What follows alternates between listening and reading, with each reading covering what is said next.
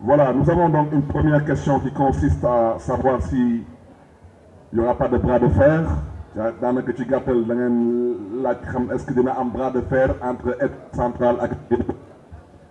dama ne bras de fer ñu nekk ñaar bras de fer mu am foog mu am ñaari loxo du noonu waaw man damay bras de fer ci 23 janvier bi wax dëgg yàlla bras de fer bi moom su leerulee ci seen bopp leneen du leer seen bopp lu ñu leen dóoree ci élection yi xanaa leneen rek lañ ci mën a yokk mooy ñaanal leen yàlla may leen xolu muñ bu ci des nag mooy ñoom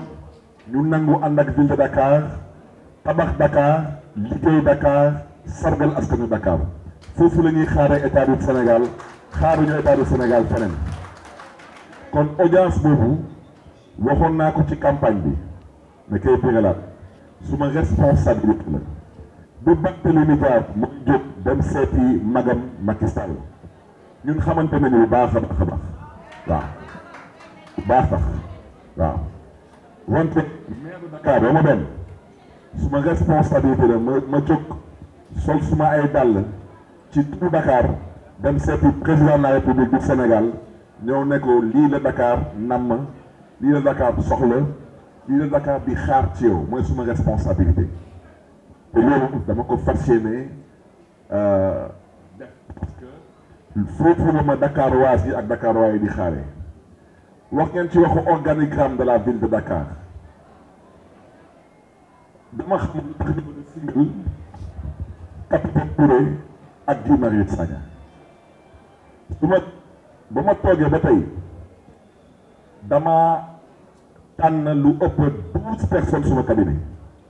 am na ay chargés de mission am na ay conseillers techniques am na ay conseillers spéciaux ñu ngeen di gis suma ginnaaw ñii ñëpp c'est le cabinet de la ville de Dakar lu tax kenn waxul seen wax yéen est-ce que xam ngeen benn waaye bu ñuy wooyee Omar Blondin Diop suma cabinet mas ngeen dëgg tudd gi mi ngi ci cabinet bi mas ngeen dëgg ci cabinet bi ku ñuy wooyee Mamadou Ka mi ngi ci cabinet bi mas ngeen dëgg ci cabinet bi ku ñuy wooyee Khalil Diack mi ngi ci cabinet bi lu tax nag ñoom kenn waxul seen wax lu tax ñu bëgg a singal Guy Marius Sagna ak capitaine Touré balaa may dee ñu ne ma waxu organigramme ñoom ñuy wax na ngeen dem xooli seen organigramme ak ngeen xool seen ay décision parce que une chose est claire mooy présidence de la République organigramme bu fa nekk mënoo fa am presque 300 ministres conseillers et conseillers techniques et chargés de mission mënul nekku fa waaw kon nag ñoom su ñuy nekk ci seen maa tey man nangul leen seen maa tey wante nañ ma may man ma mën a liggéey suma liggéey nu ma ko yoon santaane ma bëgg nag wax ji leer constitution du Sénégal waxuma waxu décret xam ngeen décret président moo koy signé kon nag man décret safuma dama ne constitution du Sénégal di suñu alxuraan di suñu Bible moom moo wax collectivité locale yi dañ leen baaxee libre administration kon nag à cet effet amul benn loi amul benn décret bu mën a ñëw tegu ci kaw loolu mënul nekk libre administration mooy man dama ne préfet may dëkk kenn Sénégal amul sañ-sañ ne ma balaa ngay tànn nit sa cabinet da ngay jaar ci man ma jox autorisation du ma ko def tey du ma ko def suba amut président Macky Sall ni ñu ko falee suffrage universel direct noonu leen ma falee man suffrage universel direct man nekkoon naa fi député assemblée nationale du Sénégal président Macky Sall musul jaar assemblée nationale taxaw ne est-ce que man mën naa am conseil bi wala conseil bi yaa ngi wax waxu organigramme soxna si kan mooy directeur de cabinet du président de la République man xaw ma ko wante lu ma leen mën a wax mooy lu loi bi wax loi nee na kenn mënul nekk directeur de cabinet du président de la République te amoo benn diplôme universitaire fa laa yem ci wax ci kon nag loolu la loi bi wax loolu la loi bi wax waaw man suma directeur de cabinet mi ngi nii titulaire de plusieurs masters ancien directeur de l'hôpital régional de Saint-Louis ancien directeur de l'hôpital Abass Ndao ancien directeur de l'hôpital Albert Royer, titulaire de diplôme universitaire. waaw ñu ngi wax ci woppu capitaine Touré d'abord capitaine Touré d'abord tey dañ koy jaajëfee te ngeen tàccul ma capitaine Touré. parce que capitaine Touré dañ ko doon décorer tey Sénégal ñoom ba ñuy complot seen complot capitaine Touré su gëmuloon yàlla dama ne capitaine Touré ay mbokk ma ngi may dégg su gëmuloon yàlla peut-être tey dina dégg beneen grade wante nag su ko defoon tey Sénégal di ngeen dégg lu ëpp 14 morts capitaine Touré que Dieu vous garde et que Dieu vous bénisse man maa ko wax. Guy Marius Sagna nag moom tey Sénégal ci gàttal amatul syndicat ay syndicaliste di dugg ci lu ngeen xam ne seen yoon newu ci wante nag yàkkamtu ñu fi kenn waaw syndicaliste ngay taxaw ne da ngay représenter les travailleurs de la ville de Dakar fii mairie de Dakar di ngeen gis nit buy liggéey am master 190 000 francs yu bëgg ak bay da ko yóbbu këram. Vous pour le nom et le compte des travailleurs de la ville de Dakar doivent parler te bàyyi di dugg ci lu ngeen xam ne seen yoon newu ci waaw man bokkuma man dama ne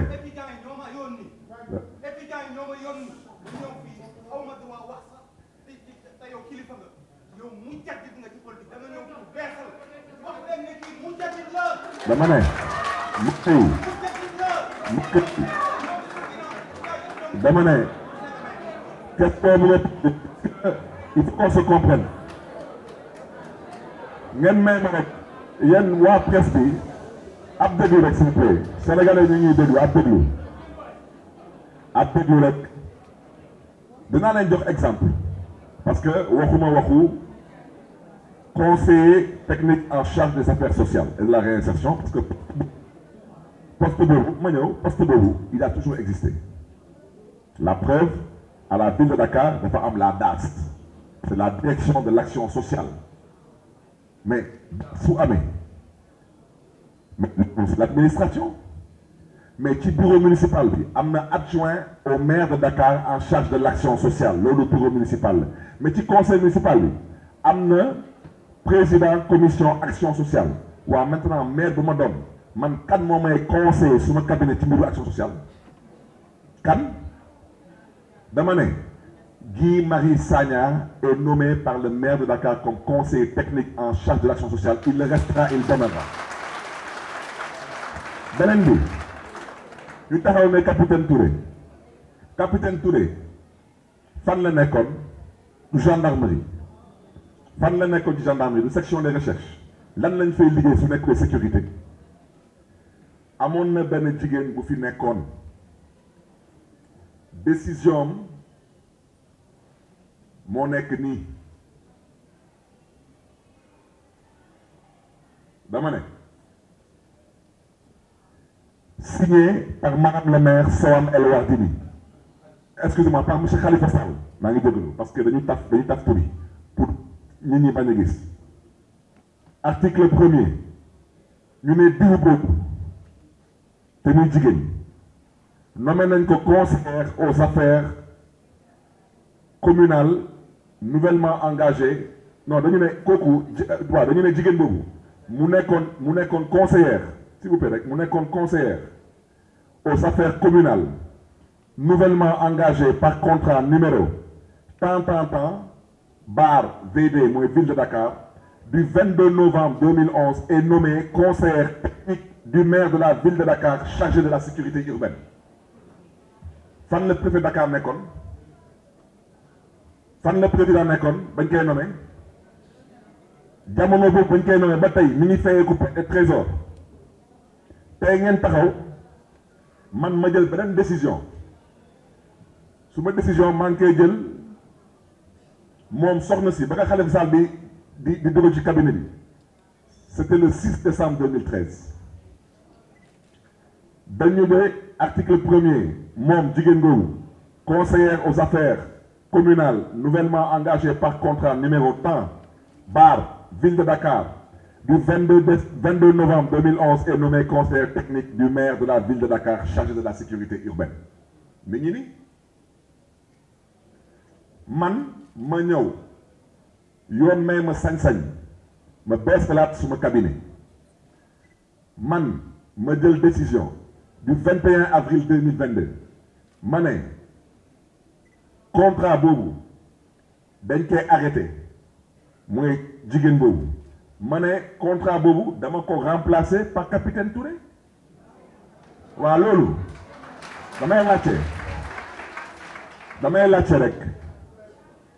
kana ci mën dara ñu ne ma dafa am benn waaye bu taxaw fa leen nekk xaw may wax organique maa ngi koy xaar fii laa koy xaar dama ne ces gens sont membres du cabinet et ils resteront membres du cabinet dama ne ku mu neex jóg def lu la neex man su ma jógee dinaa def lii di suma warugar su leen neexee sax dites à qui de droit même de bloquer même les salaires au trésor, je dirais à qui de droit de faire ce qu'il a à faire pour que les personnes qui ont contracté avec la ville de Dakar puissent honorer leurs engagements avec la ville de Dakar et que la ville de Dakar puisse aussi honorer ses engagements avec ces personnes. C'est tout. am na leen lu ma ci bëgg a wax parce que nag lu ëpp tuuru dama ne lu ëpp tuuru te nag xeex su jotee ku xeexul doo gor doo doomu gor dama ne capitaine Touré ngeen may ma rek dama ne capitaine Touré juddoo Sénégal yaroo Sénégal dëkk Sénégal ñu nekk ko moom du liggéey Sénégal fii dëppul kees jaayul suuf dëppkatu kees xam nañ leen jaaykatu suuf yi xam nañ leen sàccul sàcckat yi xam nañ leen nga taxaw nekk moom du fi liggéey Sénégal ndax lan parce que da ngeen doon complot mu ne moom nangul dugal loxoom ci complot bi comme na ngeen mbir bi ñi la demee damaa décidé saisir le bureau de l'Organisation internationale du travail parce que nag on va vous apprendre à vous battre. On va saisir le bureau international du travail pour violation des articles numéro 111 et 190. Et je le rappelle, nous allons interpeller le bureau de l'Organisation internationale du travail ainsi que les centrales syndicales sur la discrimination, la violence et le harcèlement dont font victimes le capitaine Touré et Guy Marius Sagna. Parce que nag lu ëpp tuuru dëkk bi du moomeelu kenn dëkk bi 1960 la amee indépendance président Senghor nekk président dem président Abdou Diouf ñëw dem président Abdoulaye Wade dem tey nag président Macky Sall fi nekk. On ne respecte plus la violence, le harcèlement et la discrimination exercée sur Guy Marius Sagna et le capitaine Touré. Et je vous dis, ce combat-là, nous allons le porter à l'international. Ça va arrêter. Arrêter. Et les centrales syndicales sont interpellées. Le maire de Dakar que je suis, je refuse à partir d'aujourd'hui de cotiser dans n'importe quelle centrale syndicale qui ne respecte pas aujourd'hui un minimum de décence. Et je refuse de reconnaître un quelconque responsable syndical qui confond pomme de terre et Angleterre. Monsieur le maire. S'il y a des syndicalistes qui pensent que la position qui est la leur est une position de jouissance, parce que ñun dëkk bi fi lañu juddoo fi lañu yaroo fi la xam nañ lépp man nag dama ne man bokkuma ci xeetu politiciens yi chantage ku ma woo ci jàmm ma fekk si la ci jàmm ku ma woo ci ay ma xam suma bopp ma téye suma bopp et je marche vers l'essentiel. Je le dis et je le répète, le bureau de l'Organisation internationale du travail sera saisi par les conseils juridiques de la mairie de Dakar. Les conseils juridiques de la mairie de Dakar vont porter le combat à l'international contre la discrimination, le harcèlement et la violence dont font victimes Guy Marius Sagna et le capitaine Touré. C'est inadmissible. Ce sont des citoyens sénégalais, ils jouissent de tous leurs droits civiques, ils jouissent de toutes leurs compétences psychologiques, ils ont le droit de travailler dans leur pays et pour leur pays. N'en déplaise à des personnes qui malheureusement sont en fin de carrière ou dans un désarroi. Donc je tiens à le dire avec force et je tiens à inviter la presse à traiter l'information sans aucune sensation et sans aucune passion. Et je voudrais terminer en disant une chose. Si ceux qui ont parlé de révocation, en parlant de révocation, ont peut-être pensé à la mairie de Dakar, je les invite respectueusement à retirer leurs propos. Pour la stabilité du pays et pour la stabilité de leur gouvernement. C'est ce que je peux dire. Merci beaucoup, monsieur le maire. Je pense qu'il a répondu à toutes les questions.